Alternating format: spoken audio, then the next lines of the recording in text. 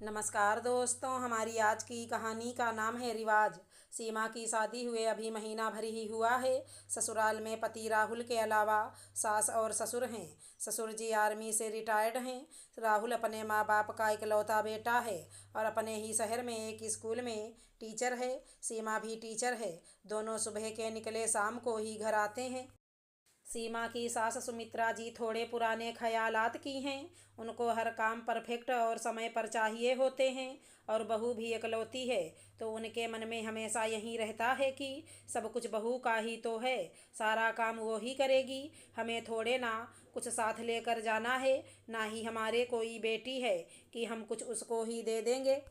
खुद करे और संभाले ये घर। मैंने तो बहुत संभाल लिया, इसलिए सुमित्रा जी पूरी तरह से सीमा को अपने सांचे में ढाल लेना चाहती हैं।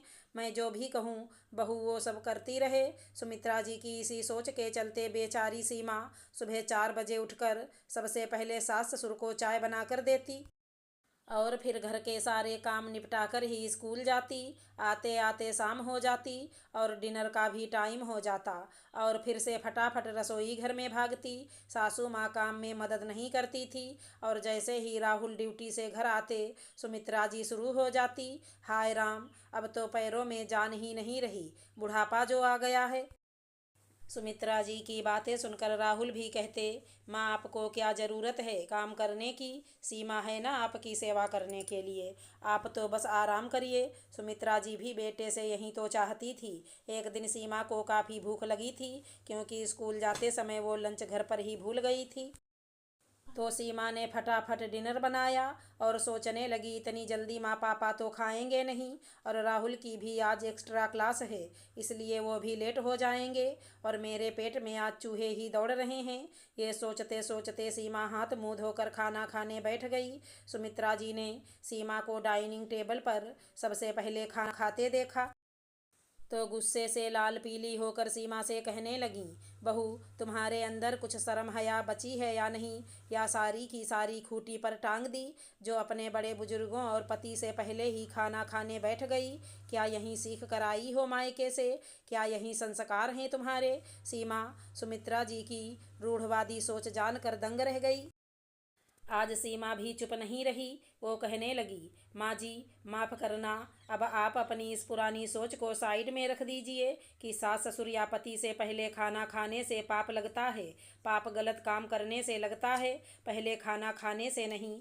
ऐसा कुछ भी नहीं है। आप तो सारा दिन घर में रहकर आराम करती हैं, ना ही कोई घर का काम करती हैं और मैं सुबह से लेकर शाम तक घर और बाहर दोनों जगह काम संभालती हूँ। मैं जो भी कमाती हूँ सब इसी घर में देती हूँ ना, कोई मायके थोड़ी ना भेजती हूँ मैं पैसे।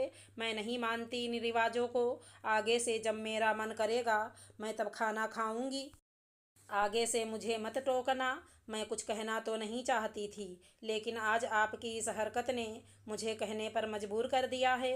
सीमा के ससुर ने सास बहू की सारी बातें सुन ली थी और वे सुमित्रा जी से कहने लगे, बहू बिल्कुल सही कह रही है सुमित्रा, अपनी पुरानी सोच और ये पुराने आडंबर बंद कर दो।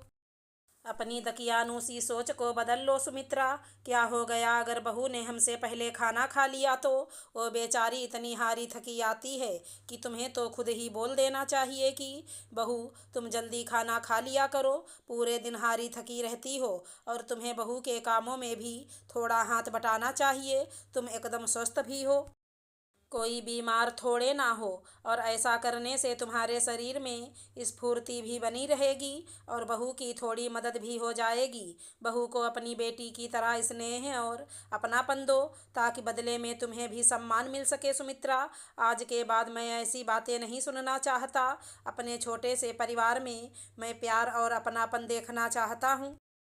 अभी भी समय है, बहू को दिल से अपना लो, काम अपने ही बच्चे आएंगे, ये फालतू के रिवाज नहीं, ताकि हमारा बुढ़ापा सुख से व्यतीत हो। आज तो तुम्हारी इस हरकत पर मुझे भी शर्म आ रही है सुमित्रा, इसमें बहू का कोई कसूर नहीं है। सुमित्रा जी के पास अपने पति की बातों का कोई जवाब नहीं था और वो अपनी सोच पर शर्मिंदा भी थी।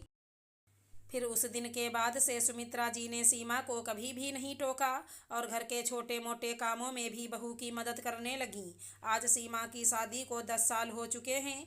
आसपास के लोग आज सुमित्रा जी और सीमा को सास बहू की जोड़ी का उदाहरण देते हुए कहते हैं कि सास बहू हो तो ऐसी बिल्कुल माँ बेटी की तरह रहती हैं। अगर हमारी कहानी पसंद आई हो तो चैनल को लाइक शेयर सब्सक्राइब करें। राधे राधे दोस्तों।